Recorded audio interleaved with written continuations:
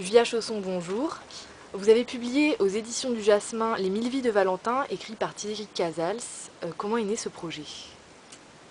Thierry m'a proposé le texte et j'ai commencé à faire des images, des premières images qui n'ont été pas forcément faciles à faire, notamment parce que finalement l'écriture de Thierry est est très visuelle, pleine d'images très détaillées. Et donc, quelle était la place de l'image? Qu'est-ce que l'image pouvait apporter? Et notamment dans ces scènes déferlent des mondes pas possibles, où toutes les secondes, Valentin change de monde. Et donc finalement, ça correspond presque plus à du dessin d'animation qu'au rythme des pages qui tournent, quoi.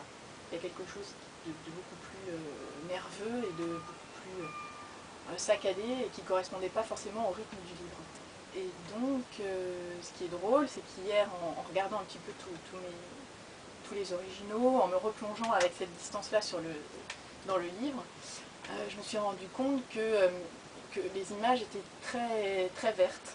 Donc je pense que inconsciemment, j'ai traduit cette espèce d'excès d'images et d'aventure, enfin je l'ai traduit par ce vert qui est un petit peu comme de la nausée, enfin comme un écœurement, quoi.